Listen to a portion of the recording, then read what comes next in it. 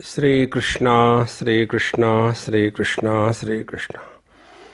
Gurur Brahma, Gurur Vishnu, Gurur Devo Maheshwaraha, Guru Sakshat Param Brahma, Tasmai Shri Gurave Namaha, Tasmai Shri Gurave Namaha. There are only two things to be focused at on the path of spiritual evolution. Number one, freedom from body identification. Number two, giving up the wrong notion that we are an individuality, we are a soul, and there is one soul per body. These wrong notions are to be given up. This is what is called as spiritual life. Therefore, the first thing is body disidentification. This we have seen yesterday from the asana point of view. When we are practicing asana, exactly what or where it should lead. So we were told that when the body is kept on the seat in such a manner that we don't have to think again about the body.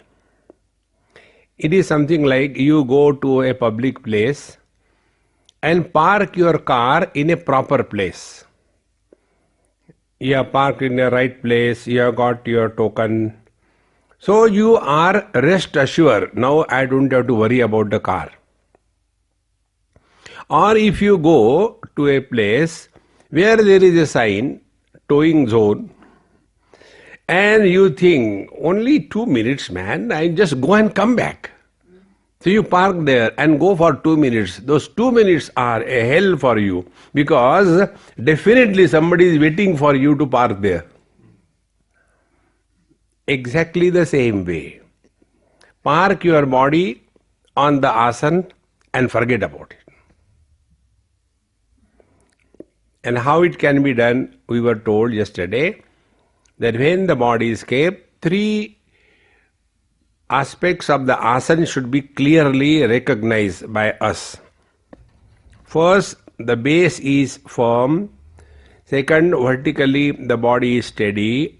And third, the body is totally relaxed. Now here, I'll give you some more data. In fact, when we are telling relax the body, actually body is not relaxed. It is the mind that is relaxed, not the body.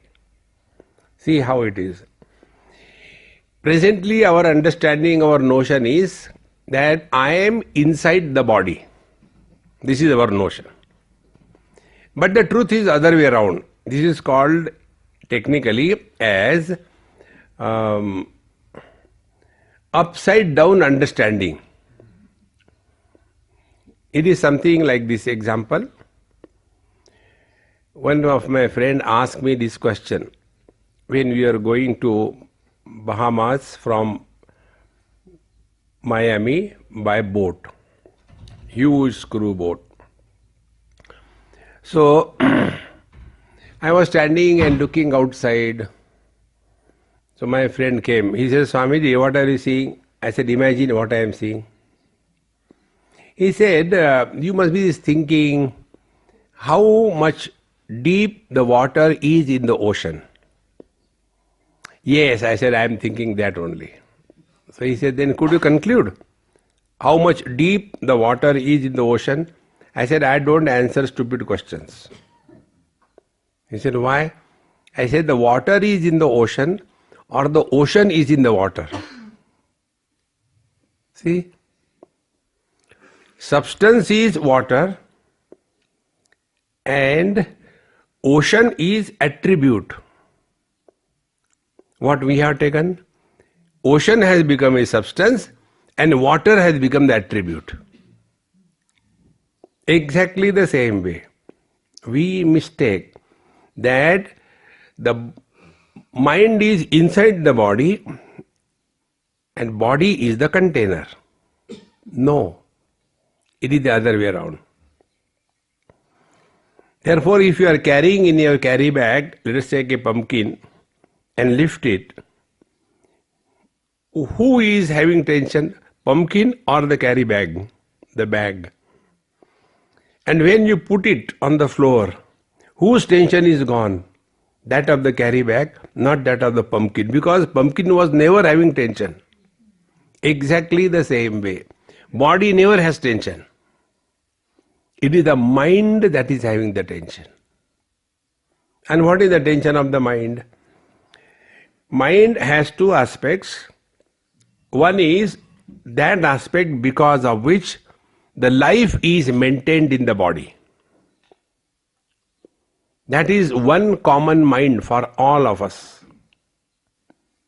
Like the space is common for all, air is common for all the five elements are common for all. They are not separate. Exactly the same way, the mind is common for all.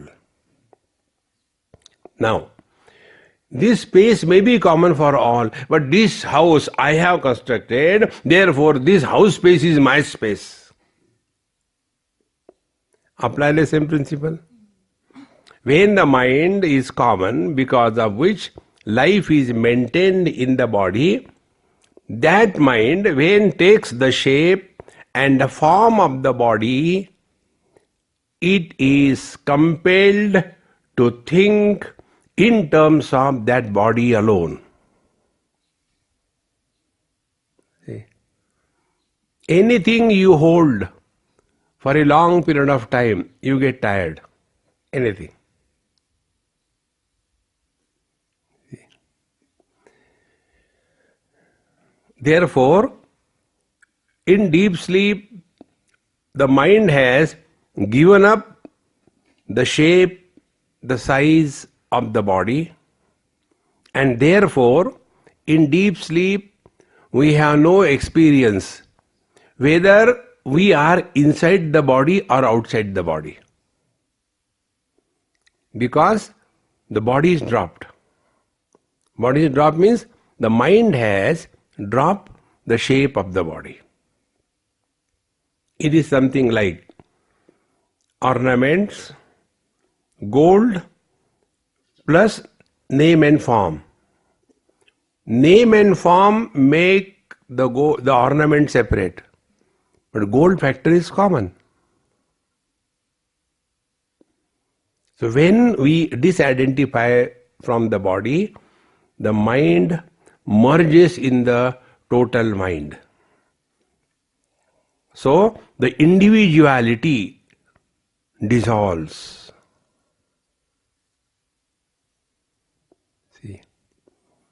And therefore, after we wake up from the deep sleep, why we are fresh? Because now the mind was totally relaxed, no more holding on to a particular body. See? So this is what we yesterday tried, to see that the body is dropped from the mind. Now to accentuate this particular process, there are so many techniques. One technique is pranayama. As we know, for example, take a postal stamp, these days a rare thing, and then an envelope. So in India what we used to do, get the postal stamp and put it on your tongue, taste it first, and then put it on the envelope form. And everything is done, and you just wanted to post it and just check, oh God, I have put it on a wrong envelope. So your 10 rupees stamp has gone. Then you don't want to leave it. So we'll take that envelope and give it a Jala Samadhi. After some time, the glue that was holding the stamp and the envelope together, that is loosened, weakened, dissolved, and you can peel off without destroying the stamp. If this is clear, exactly the same way, the glue of prana keeps the body and the mind together. Pranayam helps us in loosening the strong bond of body and the mind together. It is for this purpose pranayam is done. Number one. Number two. We keep on eating. Here we are seeing how many times we eat. It is not a spiritual camp, it is the food festival of South Africa. From morning onwards, eat, eat, eat, eat. See? So we keep on eating without control. And the food that goes in, it has got few different ways of disposal. One part of the food is digested, assimilated, goes into formation of the tissues, worn out tissues. Second part goes for giving the energy to the body. The third part, which is not required, is thrown out of the body. And that which is thrown out of the body, being matter, it has three aspects: solids, liquids and gaseous. Matter is in three forms. Solids go through the fecal material. Liquids are excreted, thrown through the urination. The toxic gases, which are the byproduct of metabolism, they keep on accumulating in the blood. And they keep on accumulating to such an extent that our blood becomes saturated with those toxins. And then wherever there is a space, there those toxins are deposited. In a saturated solution, if you keep on adding, it remains outside. It doesn't get dissolved in the liquid. Exactly the same way, these toxins, they after saturation of the blood, they get deposited wherever they get space. Now, where is the space within our body? The space is between the two bones called as the joints. In those joints, all these toxins get deposited. And because of that, either the heads of the bone are affected, or the cartilaginous disc, if it is there, that is affected, or the synovial fluid, which is oil, that is affected. And when it is not practiced properly, then in the old age, pain here, pain there, pain everywhere. See? Now see, when you break your joints, what is broken? Nothing is broken. Then what is that sound? Cut, cut. The sound is, there was a tension in these joints because of the accumulation of the toxic gases. And when you break it, the tension is relieved. Don't you feel good when you break the joints? Not only this, these toxins are responsible for acting as stimulus for the mind. Because of these toxins in the body, the mind becomes agitated. The mind continuously throws on thoughts. Wherever you are sitting, imagine, if there is a small pebble or stone or something very small below you, Initially, you will not get influence because you have got the biological cushion. After some time, that biological cushion will become unproductive and then it will start hurting you from below. Then every 2 seconds, after again 2 minutes, don't we do that? Exactly the same way. These metabolic toxins, they are responsible for agitations of the mind. They're like, when you have got constipation, do you feel comfortable? How uncomfortable we feel. This gross constipation makes us uncomfortable. Number two, if you have got very high BP, BP means bladder pressure. If you have got very high BP and you are sitting in the class and everybody is so intensely listening and you have been holding to that pressure up to a limit, hereafter do or die. So when you reach a particular limit, then suddenly you get up and go out, is it not? Because that liquid pressure makes you uncomfortable. So solid pressure makes us uncomfortable, the liquid pressure makes us uncomfortable, the gaseous pressure, not the gases that we emit, but the toxins which are in the blood, they are responsible for agitations in the mind. Otherwise, what is the reason thought should come? Who is prompting those irritations to the mind? See, friends. Next step.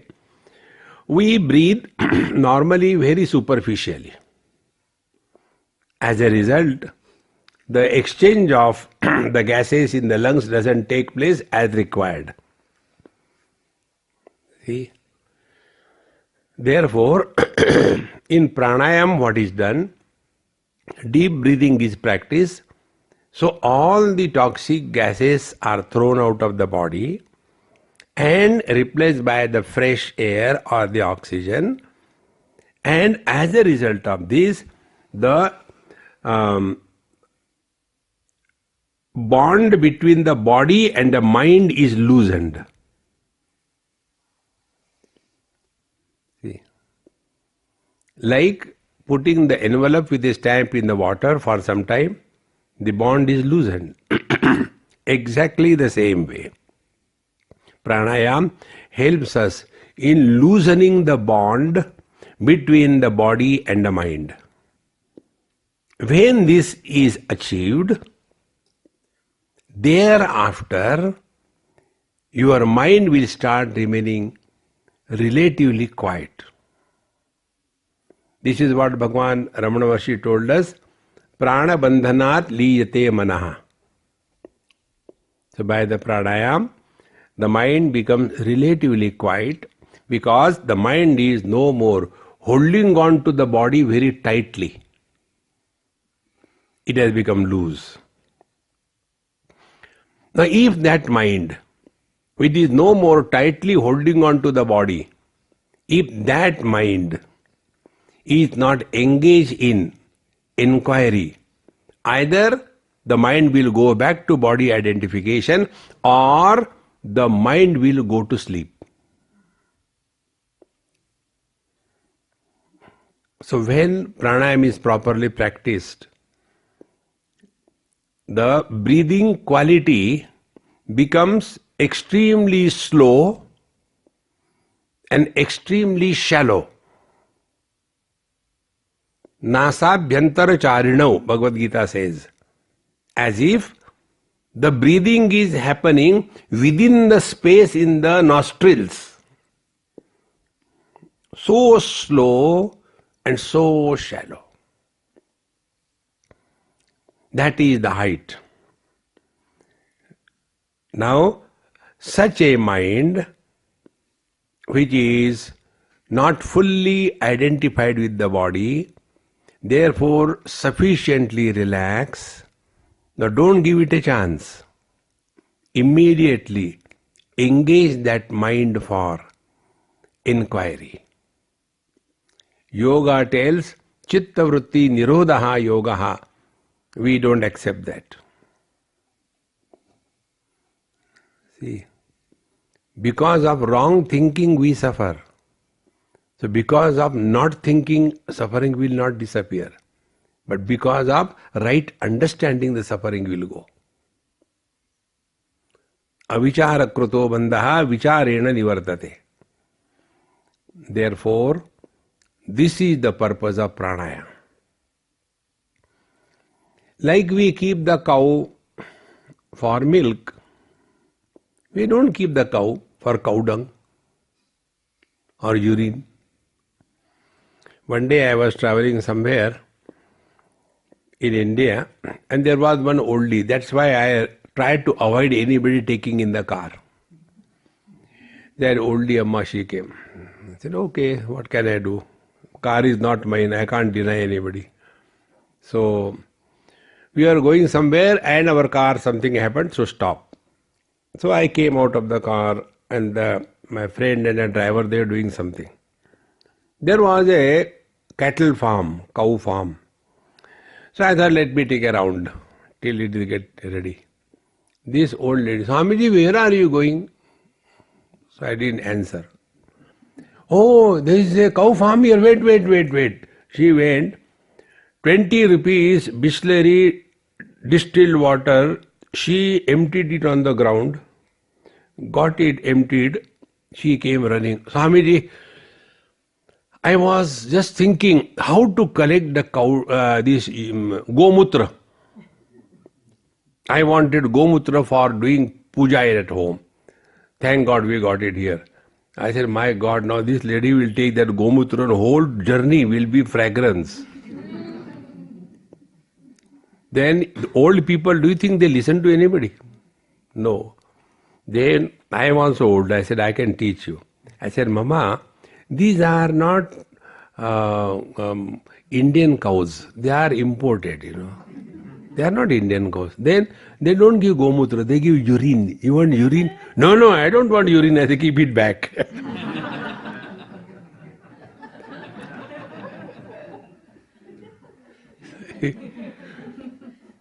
So we keep the cows for milk, not for urine. Urine is a byproduct. In the same manner, through pranayam, your health is a byproduct. Pranayam, yoga abhyas is a discipline for spiritual evolution. See, friends, one person gave me one elephant as a gift. I was thinking, what do I do with that elephant? And I had nothing. So I thought, let me employ the elephant for plowing my kitchen garden. In the same manner, this yoga abhyas is meant for spiritual evolution, and we want to plow the kitchen garden, health. Health is a byproduct. Spiritual evolution is the purpose for what yoga abhyas is done. In that, pranayam is one. If this is clear, now the process of pranayam. You all know, you are all great yogis. Even then I will tell you the basics. Okay. The basic is, we have to empty all the gases very systematically, and for that there are many techniques. Simple technique I will tell you.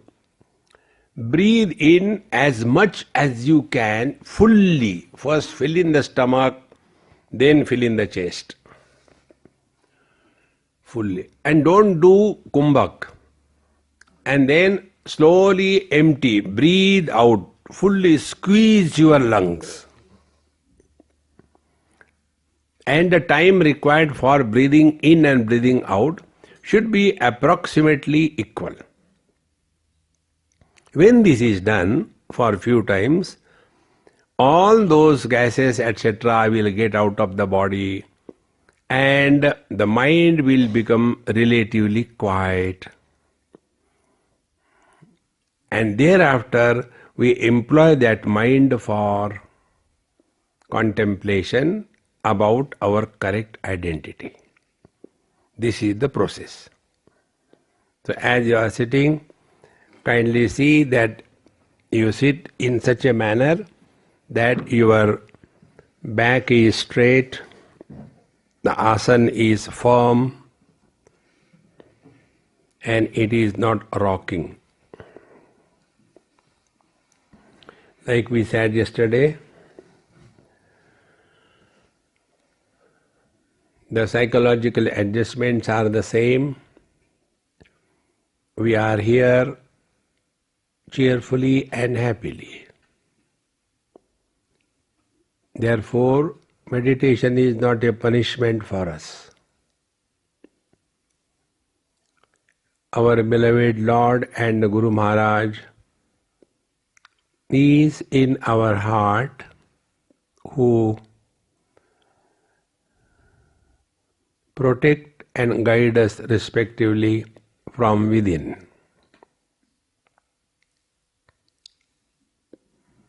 At this moment, we are Mr. Nobody. So our total past is dropped.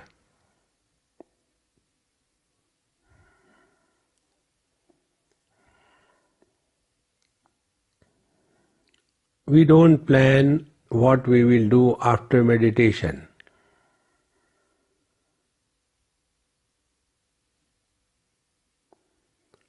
So the future is closed. Now in the present, we engage ourselves for this deep breathing for few moments, maybe about 5 to 10 times. First, breathe in slowly, as much as you can. Breathe out fully. Now do it for few moments. Then I'll tell you the next step. Begin.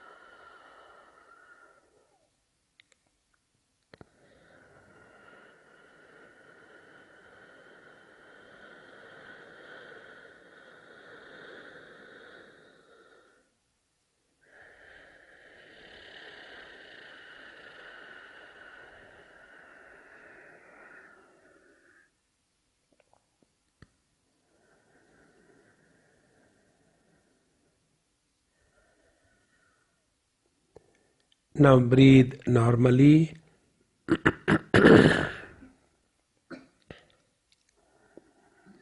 Bhagwan Raman Maharshi used to tell Vikshana Pranayam. Vikshana Pranayam means You are simply aware. Awareness portion is more. You are simply aware that breathing is happening. Don't concentrate. Don't focus on breathing. Focus is done by the mind.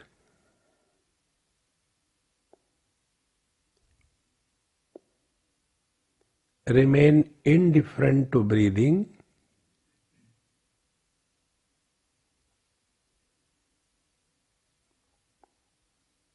and remain aware that breathing is happening.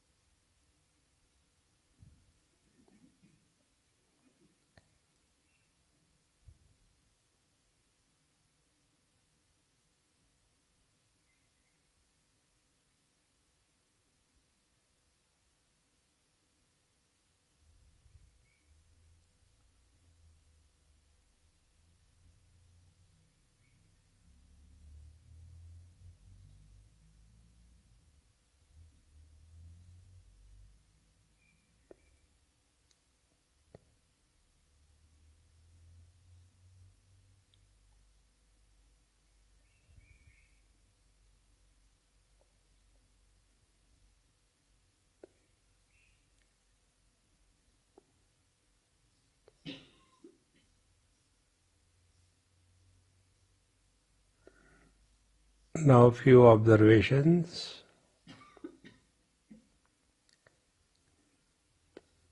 The asana has become firm at the base, vertically steady. The weight of the total body has increased on the base because the mind is in a process of giving up the shape of the body.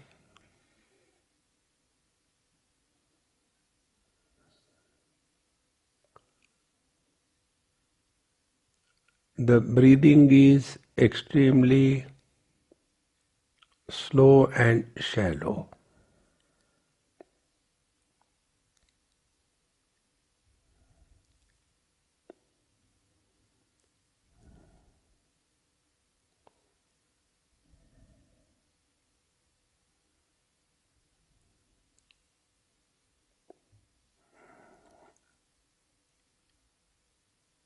As if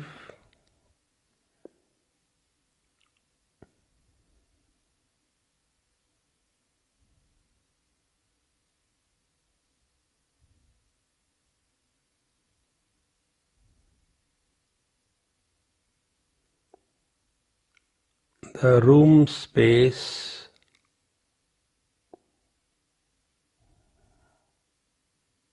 walks out of the room.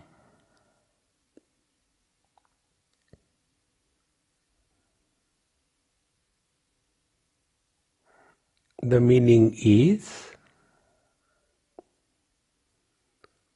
inside the room and outside the room, concept is only because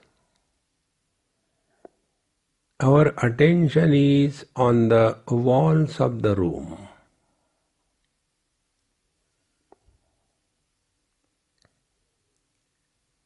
when the walls are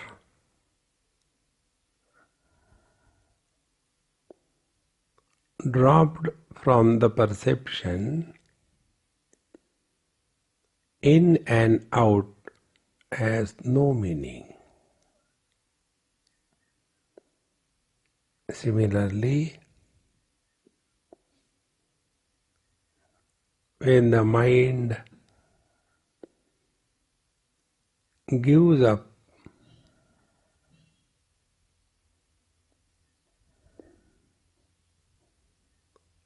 the shape and the size of the body, the concept inside the body and outside the body disappears.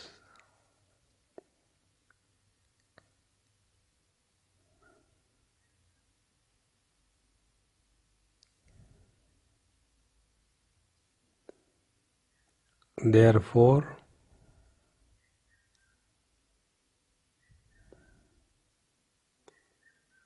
do not give any importance to any experience happening in the body. Now you are out of the body.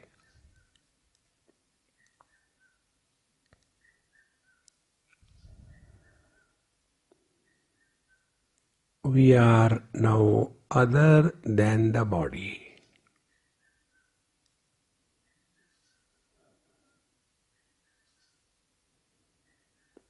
Body has a shape.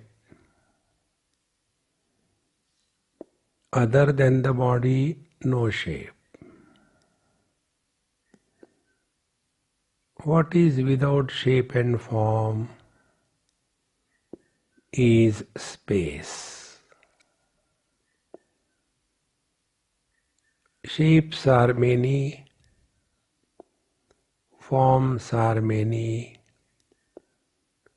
formless is one. Ekachintanat.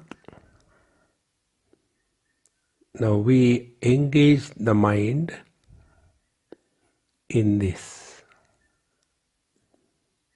being like the space which is one. Space supports all the shapes, but itself doesn't have any shape.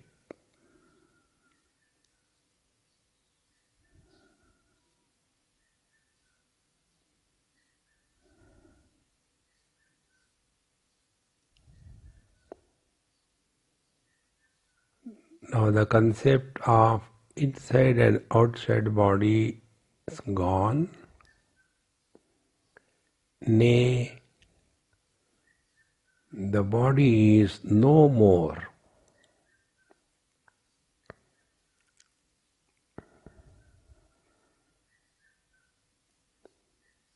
Accepted in the mind.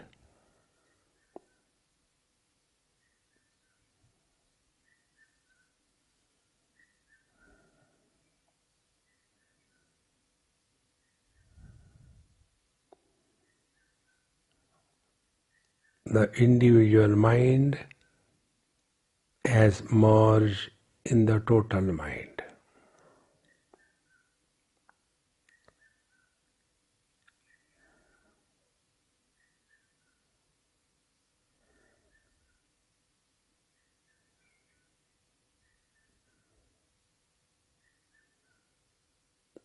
If this has rightly happened, then worldly possessions will be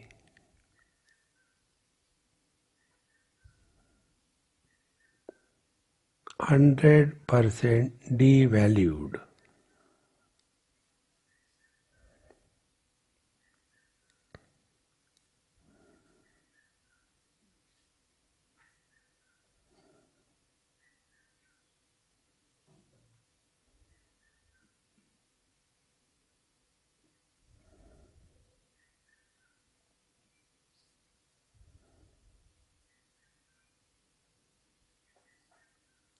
Then we graduate from this body notion.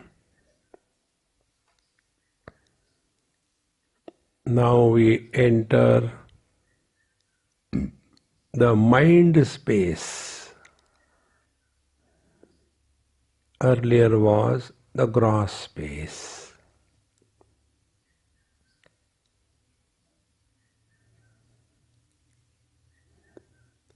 Like the gross objects do not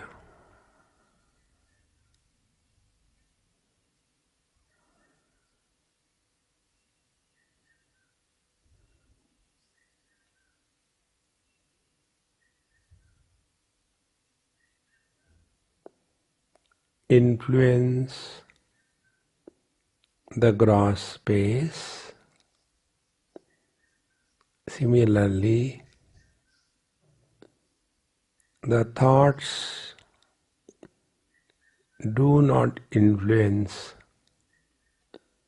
the mind space.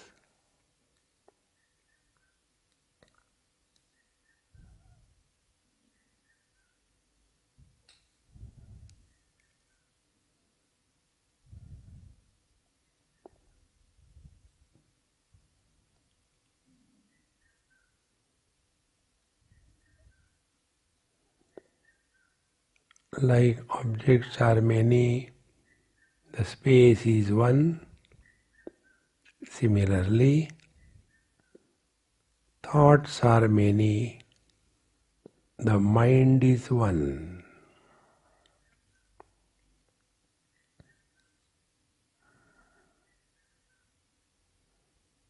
And this mind space supports all the thoughts but doesn't get influenced by any thought.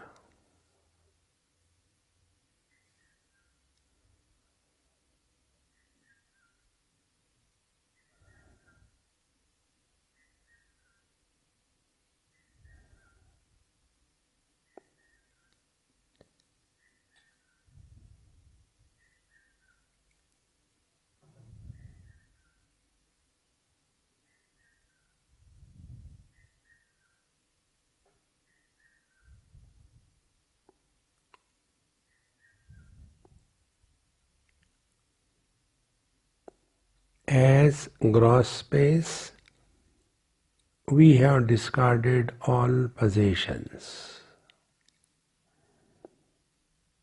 As mind space, we discard all relations.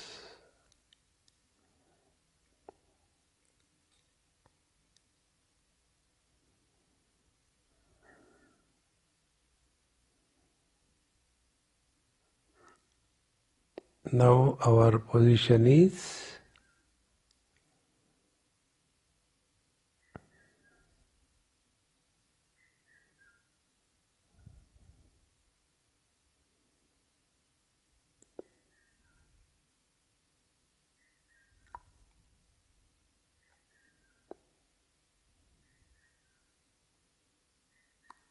relationless, possessionless being.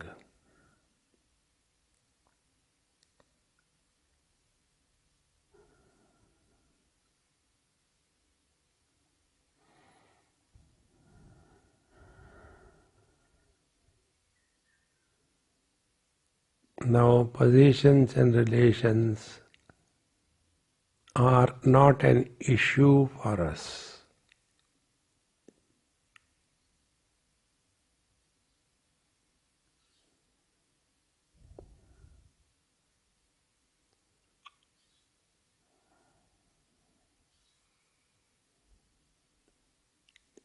From here we come to the last. First gross space, second mind space, now third the conscious space, Chidakash.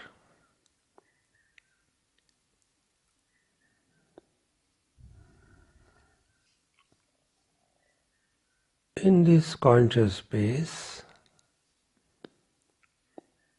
waker with the waking world, dreamer with the dream world, deep sleeper with the deep sleep world, and samadhi person with the samadhi world. They come and go. The conscious space doesn't get influenced by any one of them.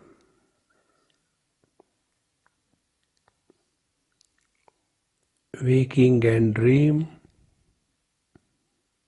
doesn't add to the consciousness. Deep sleep and samadhi doesn't lose anything from the consciousness.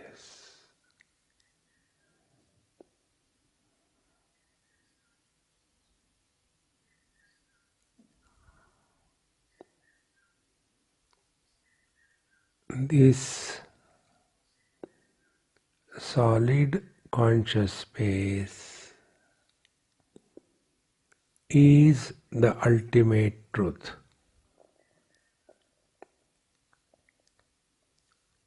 Mattaha smriti jnanam apohanancha vedaischa sarvai aham eva vidyaha.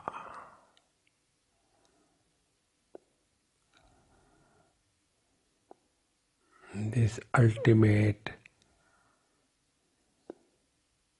conscious space.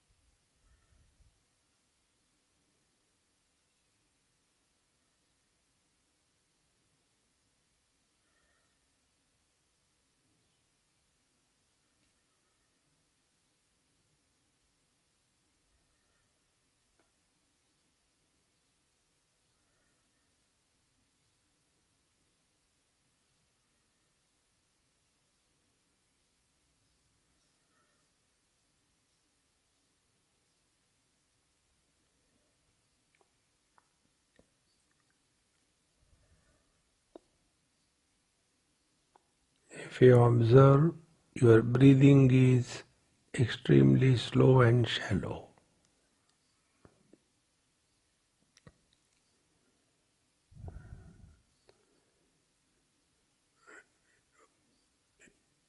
The forms of the bodies are many, space is formless one. Thoughts in the mind are many, the mind is one. The waker, dreamer, deep sleeper and samadhi person, they are many, but the consciousness supporting all of them without becoming the waker, dreamer, etc. is one. Ekachintanat. This one is without a second. This absolute doesn't have any questions, any doubts.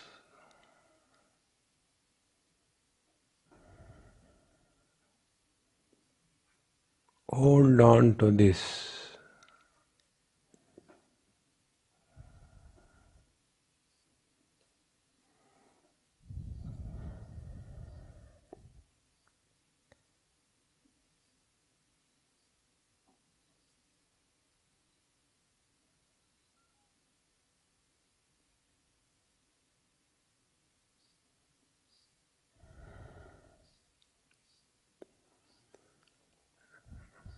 Take deep breath slowly.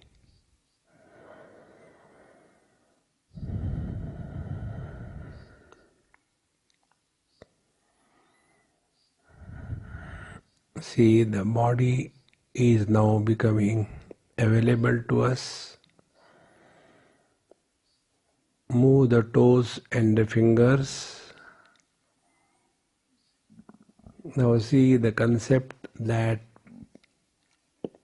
I am inside the body and the world is outside has become real. And we revert back to the same situation where from we started. In between, although we were not identified with the body or the mind, yet we existed. Therefore, we are not because of the body. The body is because of me. I am not because of the good or bad experiences through the thoughts, but they are because of me.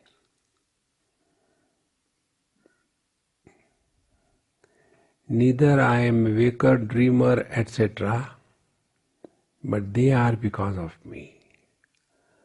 This ultimate, absolute, conscious, blissful existence. Ekachintanat, when we thus contemplate on this one, the mind merges in the consciousness.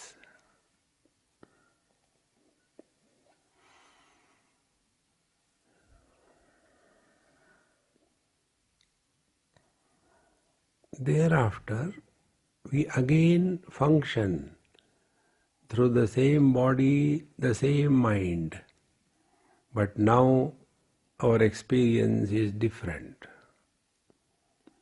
No more living as the body, but living through the body. No more living as the mind, but living through the mind. No more living as the waker, dreamer, but living through them without getting influenced by these upadhis, conditionings. This is called as Jivan Mukta. Although functioning through them, yet not influenced by them. This is the fulfillment in life. Offer everything at the feet of the Lord. Don't make any memory. Om Purnamadaha Purnamidam Purnaat Purnamudachyate Purnasya Purnamadaya Purnamevavashishyate. Om Shanti Shanti Shanti. Harihi Om. Sri Gurubhyo Namaha. Harihi Om.